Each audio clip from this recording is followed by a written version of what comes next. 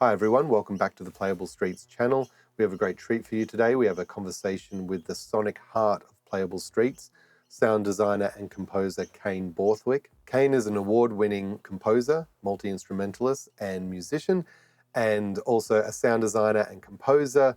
He has worked with Playable Streets since pretty much the beginning and brings a wealth of knowledge to participatory sound. And that field is pretty niche, and we talk about that, but we also talk about the inspirations and the history of the artist and how that influences what we bring to these projects. It's a great conversation. I really hope you enjoy it. Here we go. Cheers. Cheers. So I thought we'd just like reverse a little bit, and maybe if you could bring us up to speed with yourself and your path to what you're doing now. Well, I think I came through a practice of performing music in first like in the classical sense, but then in playing in bands because that was free and wild and fun. At a certain point, that seemed like it wasn't going to make me any living, so I decided to go into interactive art. Yeah, of course. Not quite. But I did go back to uni to pursue. I think at the time I wanted to try film music, but didn't really enjoy that scene. And I think that at that point, that's when we became back involved and we started doing Mighty Duke and the Lords. And then at some point, you started Playable Streets. We started experimenting with the sounds and things and how we could make that work. It had a really nice tie-in to a lot of the things I was doing that I had, learnt at going back to uni. And it was just really fun. Yeah, because that led you back into what we've been doing now with the PhD, which we'll get into a little bit, creating music for like a wider range of musicians, yes, outside of the bands and that sort of stuff. Writing songs. And that. Within participatory sound, with, say, for example, the plants, it's very different because you're making sound and music and motifs and all sorts of things for someone else to play on an instrument. It's almost like you're creating the notes of a guitar and then giving it over to somebody else to play them. Yeah. So what are the considerations? How is that different to like making, say, a piece for like a cello to play or an instrument that is known? Yeah, or an ensemble or something. I was thinking about that before, and I think it's kind of grounded in accessibility and world building or place making or something like that. I'm not sure of a good word for it, but just it all being nice no matter what you do to it. Sure. Yeah. Yeah. And I mean, I don't think that's a consideration that people would have when they make an instrument. Like, instruments can sound bad, but we do put a bit of emphasis on trying as hard as we can with particularly the sound of these works for them to not ever sound too bad. Yeah.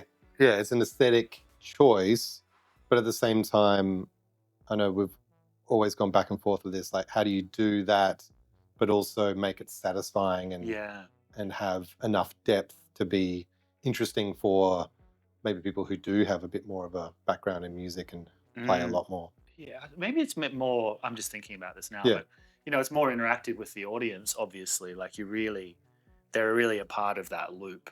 Whereas when you make a piece, even when it's, very experimental, well, I suppose when it's experimental, you may be even caring less about how it's perceived in a sense.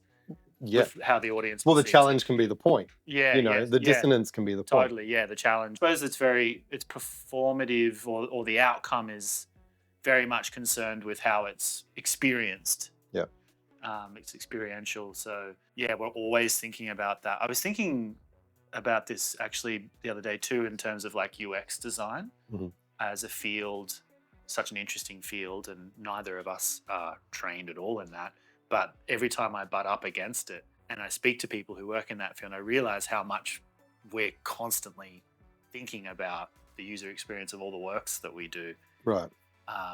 The sound and the way they're touched and the way that groups of people, like, we don't officially do it, like map it out in the way they do, but it's all thought of. Fell into it sideways.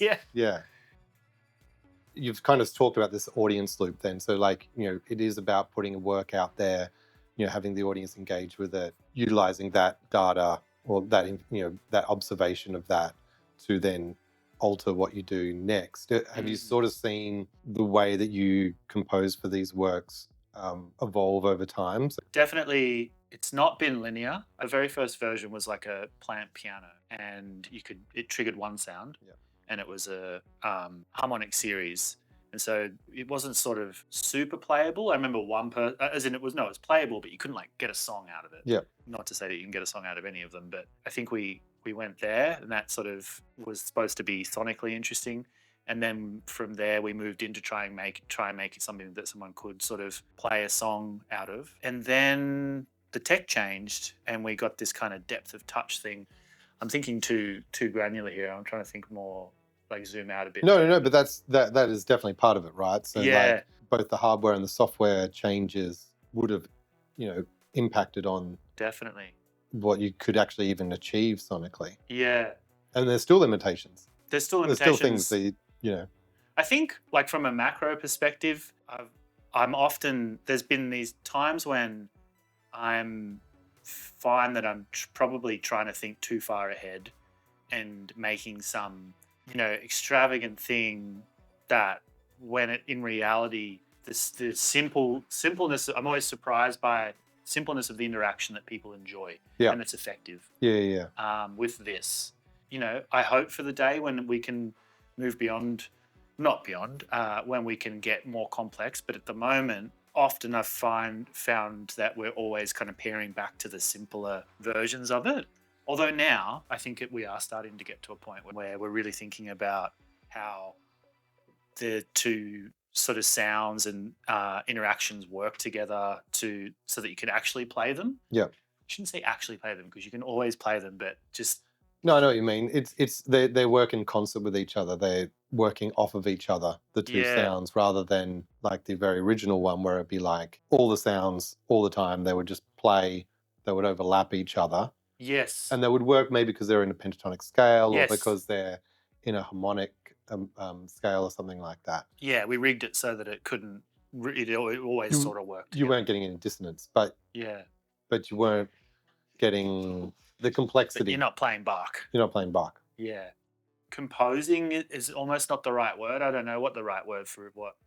And, you know, you're involved in it too, like what it is. I suppose it's sound design and composition. I don't think it's sort of spilled over fully into composing yet. It's more like creating a game or something. I don't know, a sound game. Yeah. It is weird. I mean, it's something, you know, we don't really know how to categorize it yet. Definitely don't know how to talk to APRA about it yet.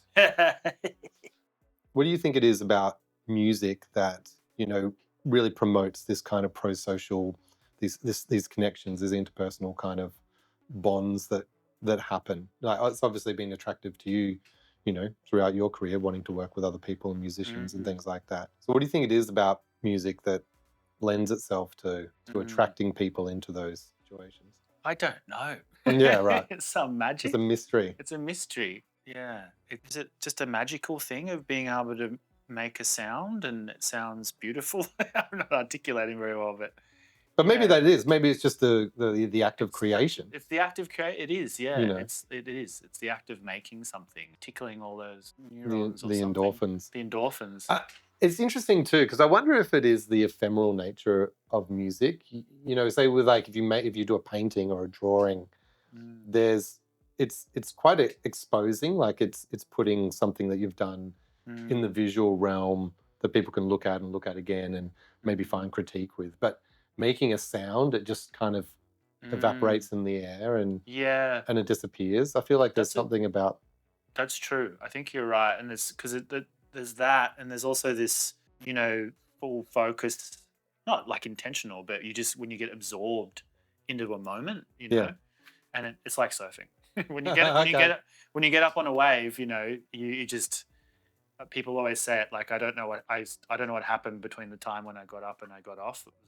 You're just so in the moment. And I think that's so attractive to people. Yeah, and when you just get absorbed in the beauty of sound and combine that with a plant, it's a winner. Oh, I mean, totally. Make some sound with a plant.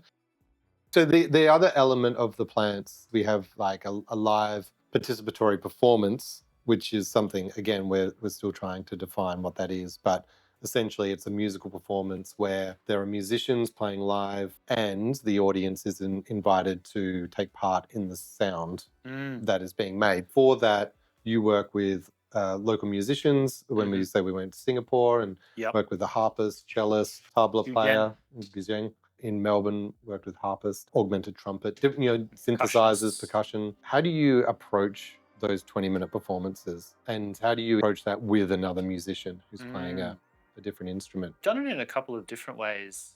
I think my favorite was the first way we did it at MRC. Not to say that it wasn't awesome the way we did it in Singapore as well, but that one. Yeah, explain that process. Yeah, we had a sort of open structure, I suppose, like a structured improvisation, and it was I shifted it depending on the musicians. We had one set of musicians who were way more comfortable with scored material, so we kind of had a scored material that we could like kind of call out for different bits. So we had this kind of macro structure of 20 minutes, and then some defined moments that we would hit through that.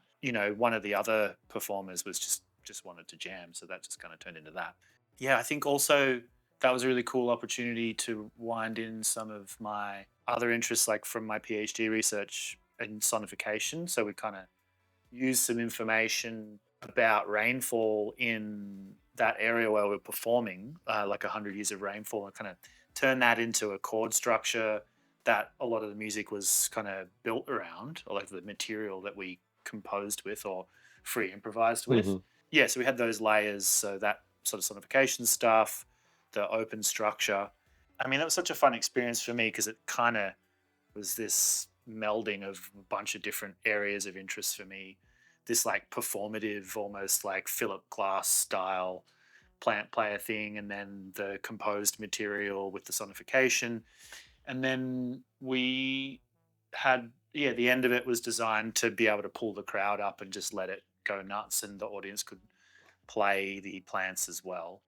Being reminded when you're talking about glass, like what was that participatory or large-scale music event that you were using as an influence at one point? You sent it to me. It was like of his, or was it? Was it somebody else? Was that maybe? That's John Luther Adams. John Luther Adams. And the piece is, I can't remember the name of the piece, but it's essentially all these. It can be done outside as well, and they're like these little percussion stations, and they have like a marimba and a conch shell and a whirly tube, and there's a kind of similarly open scored stuff where you can sort of approach each section at your own pace, and it's supposed to be a sonic ecology. Yeah. So that reminds me, there was a one of the earliest kind of examples of that was that Russian work. It was like a guy on a giant building, and he just had flags, and he was signaling to be a boat with a horn over there, and it would blow the horn. It was like in the 1920s or something like that. That's awesome. I think this whole idea of allowing participants into a musical piece, it's just it's just adding such a layer of chaos that it's hard to predict what's going to happen. Even though I think sometimes, so maybe with Singapore, we were a bit more structured in that participation, where generally people just kind of sat and watched for the first like 10 minutes. Yeah. And then started to come up, and I would usually kind of conduct them a little bit. Whereas I feel like at the recital center, it was a bit more performative, wasn't it? And we had more plant players. There was more space as well, I think. And so there was a bit of that experience of being able to walk through this sonic ecology or a sonic environment, and be a part of it. Yeah, and I think in Singapore, it was more of we got a band together and, we conducted, which was really cool and fun as well. Talking about sonic ecology and sonification kind of leads into your PhD, which you've just completed. What's the title? I can't remember. I've cast it from my mind. What it's called: Sonic Swells, Ocean Surfing and Ice as Methods of Sonification. Wow. What is this PhD about? It was, I really have cast this from my mind. I've shut the door. Yeah. It was about exploring how I could use data and media connected to ocean and surfing and ice, but like glaciers and climate science as well, how I could use that data as methods of creating sonification inspired compositions or interactive compositions, multimedia experiences. Yeah. Sonification being at its root the sonic experience of data, kind of like how a graph is a visual experience of data. Sonification should be communicate its meaning to you through sound. Yeah. That's the core. I'm choosing to take a more artistic and creative version of that, which is something you've been experimenting with for a while. I mean, in your own composition stuff, but also in as you're saying with the plants, that the rainfall data, turning that into a composition, but also in islands where you use live feed from a buoy on the water to like create ocean swell. Yep. So the outcome of your PhD was as you're saying, like a kind of large scale kind of multimedia experience with a live music, video feeds, and sonification of surfing visuals. Yeah. Avenues of getting it out into the world. The ocean one will hopefully be released with Eternal Music Projects early next year, and then the ice one I'm redeveloping with a local ensemble, Rubik's, and the surfing one I'm hoping to repackage and tour myself. The framework that came out of that, and there is a framework now to this process, I suppose, using something like a piece of data or something to create a bit of structure or creative material to work with in a piece. Like I used to do it even with some of my songs from my solo record. There's the time signatures, the weird time signatures in that are silly things like my step counts for a week, Right.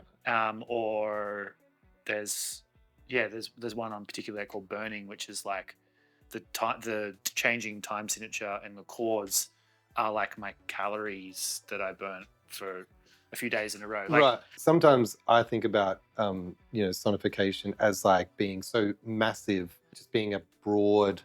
It actually creates too much information and it's hard to lock down sonically. But explaining it like that makes me think that it's actually another kind of artistic limitation. Yeah. So it's sort of like saying, I'm going to create a song, but I'm only going to use this ukulele with 2 strings on it. I'm going to create this track, but the drum beat is only going to be derived from this, health data or something like that. Yeah. And I mean, in that case, it's got no relation to the end product, like as in it doesn't, the meaning of it. In the PhD, I was definitely winding back and trying to have at least the spirit of the data also communicated, even if it wasn't directly like a direct sonification, which does, as you say, kind of often just results in chaos. Yeah, but that's interesting that it can have 2 uses. I think a lot of the time folks think about sonification as only being communicative of something around that, like you would use a time lapse of ice melting to signify some sort of environmental impact or something like that. But it could be used as an artistic tool, and it doesn't necessarily need to be seen or be observed by a third party. Like it could be used as a process itself. Yeah. Well, and I mean that's kind of the argument of the the PhD, right? Artistic sonification part of it. Yeah. I think I find it endlessly interesting and fun. That's kind of, I suppose, why I've worked with it, and we'll continue to have it wound into my process, I think. I was just thinking also about this phrase that you used talking about your PhD on the website, and it was the auditory sublime. Can you just let us know what that means? The original meaning is something that's awe-inspiring and tinged with a tinge of terror or something like that. So it's so huge that it sort of instills you with this experience of something other, I suppose. And the auditory sublime, continuing on from that, I suppose it takes the spirit of that to be something, I suppose, mostly no terror, but some sort of awe-inspiring sonic experience, or not extreme. That's kind of not the right word, but yeah, I'm interested in these almost otherworldly sonic experiences. Like sitting next to a subwoofer at like a party or something like that. Yeah, that could be a good one. It's like it feels really good, but also feels like something might go wrong. Like you might, Well, that's an interesting. Yeah, that the something might go wrong bit is. I think is the clincher. It's kind of scary. Yeah. I love those experiences. Ryuichi Akita, the Large Hadron Collider work at Mona, where you kind of walk into that dark space and it's really overwhelming. I mean, it's very human. That's a sublime experience, I think. Yeah. But it can go in the other way, I suppose, as well, where it can be like quite. I mean, I think like John Milton Adams does. He does beautiful ones. In his work, and it's actually beautiful. They call that totalism, I think. My interpretation is you can be intellectually rigorous and sexy at the same time. Oh, nice. And is that John Luther Adams? No, not quite him. But no, okay. That's an example. That's my goal. That's your goal. By sexy, I mean just sound good. Yeah, not be. Like, it doesn't have to be like dissonant and crazy noise.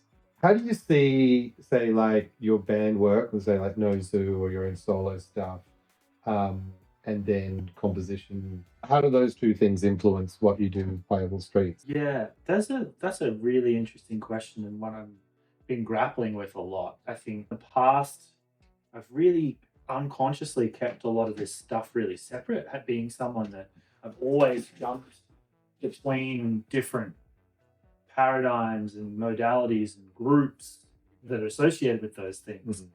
I feel like just now, and I'm really starting to focus on integration and having all of it just be the same thing, because it is all the same thing. Like a through line, I feel like in No Zoo and associated bands, like there's like almost this punk DIY ethos, and I feel like I've definitely brought that here in some ways, but we also have that too. Like Mighty Duke and the Lords, with all the hilariousness, was also a very punk DIY, like garage band.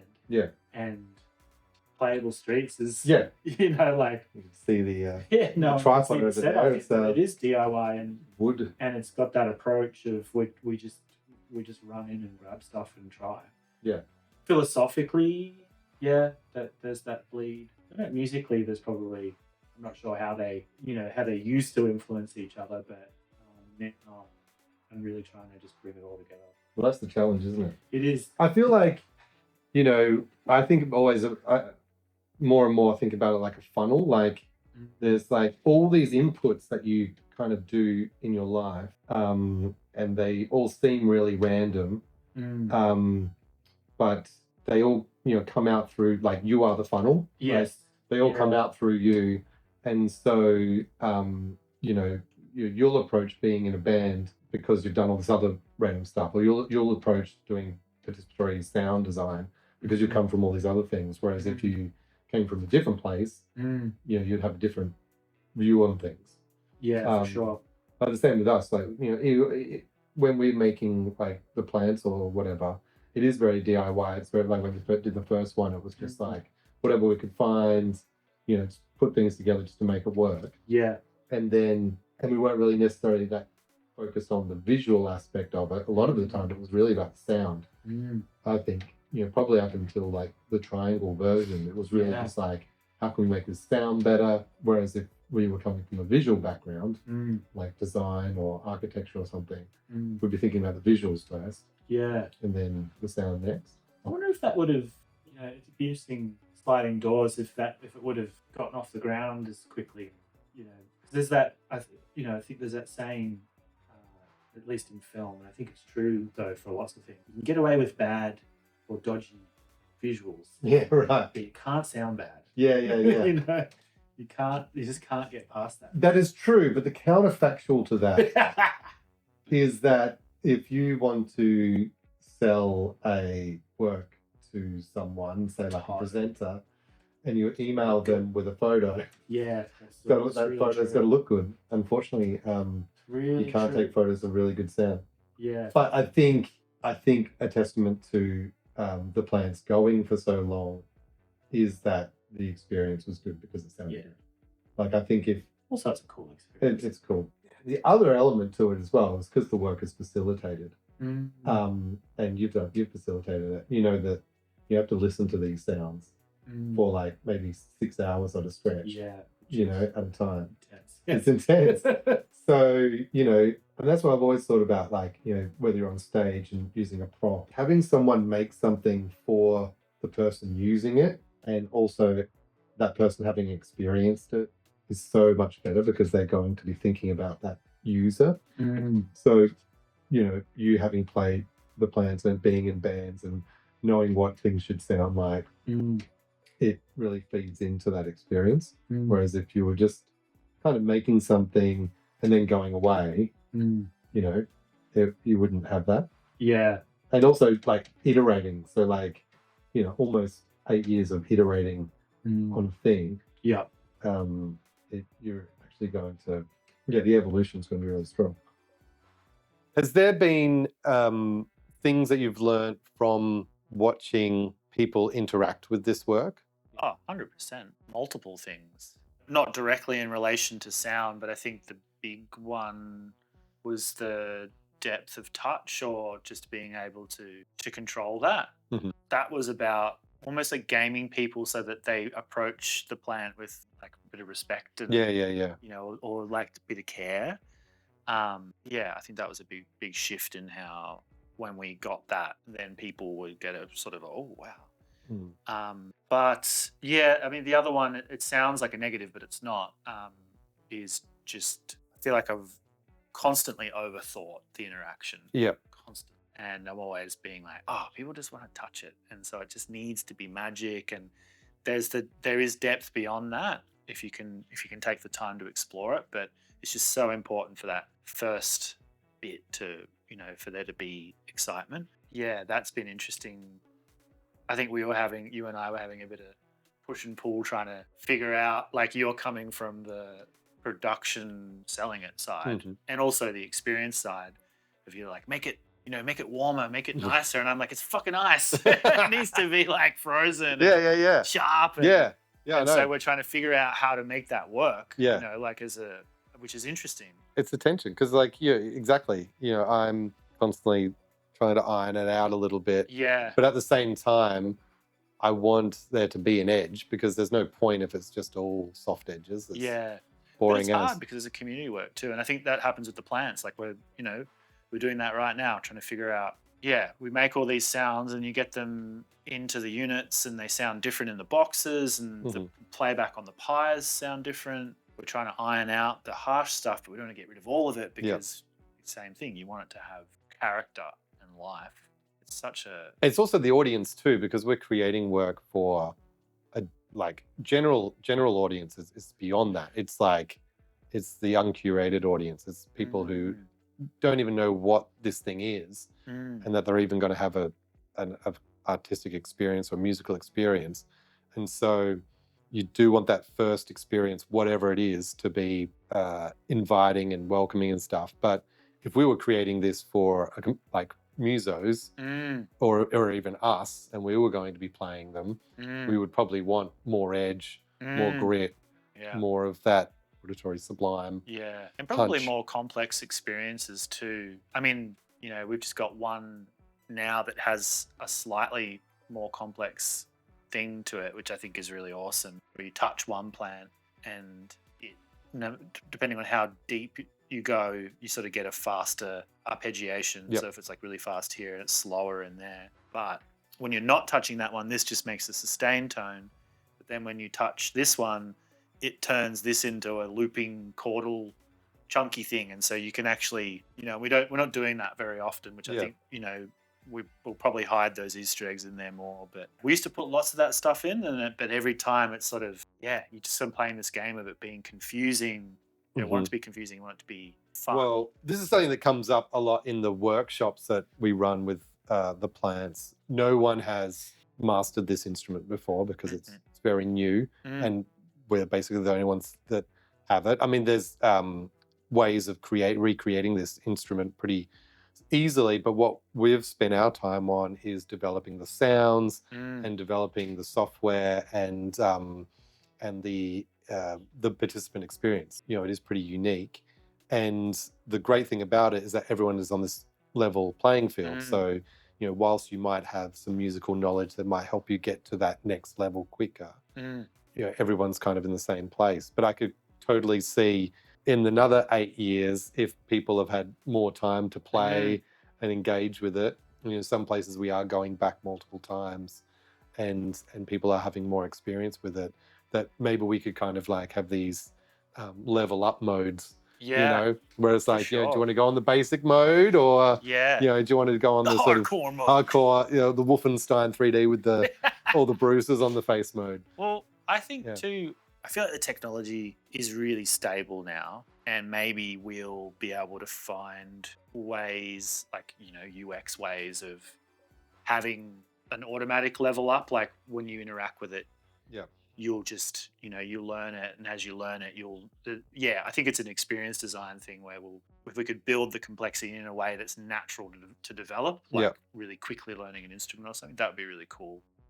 Something else you said earlier, I think another thing that's constantly happened for me is I'll make it a certain way, and then I'm the only one that can play it.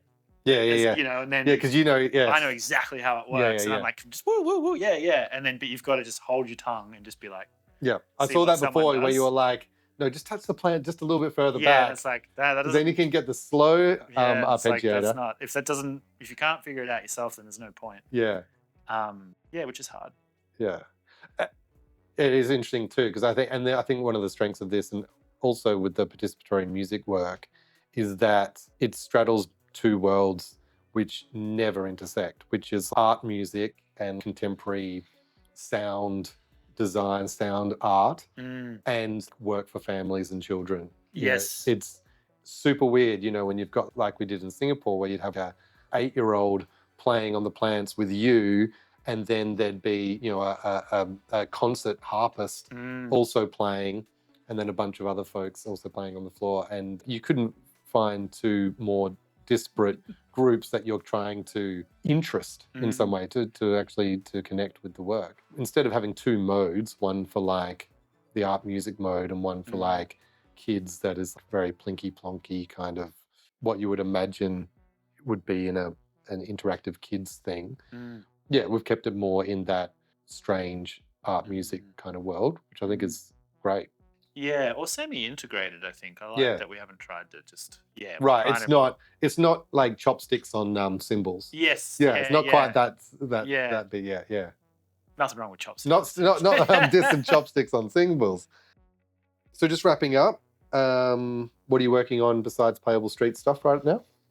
I am redeveloping one of my PhD works with Rubik's as a part of the Art Music Fund over the summer.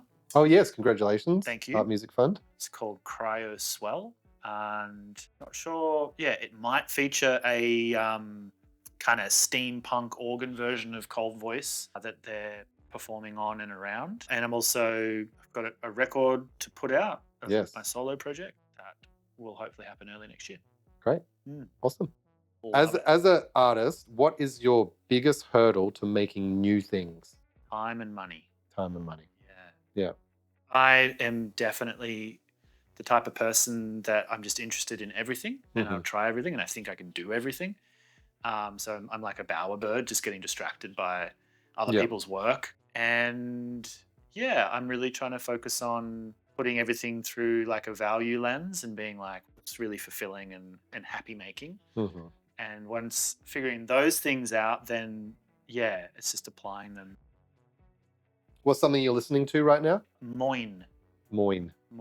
Care of my friend John Lee. I think they're from Seattle or something like that. Okay.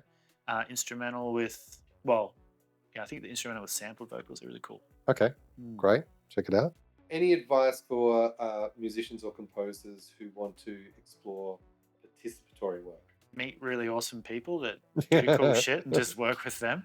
You know, and that just applies to everything, and just make good community and focus on that. What does participation mean to you? That can be as broad as you want it to be. Participation. Anxiety? No. community. Awesome. Thanks, Cayn. Thanks, Glenn. This has been great. Yeah, that was fun. Cheers. Thanks so much for watching this video. We're going to continue this conversation with Cayn Borthwick. So if you have any questions for Cayn, or if you have any other topics that you'd like us to cover, please put them in the comments below or send us an email. And please subscribe to the channel, share it with a friend. It helps us so much to get the word out there. You can follow us at Playable Streets on Instagram or support us on the Patreon link below. We've got lots more participatory adventures for you coming up. So please stay tuned, keep creating, keep participating, and we'll see you soon.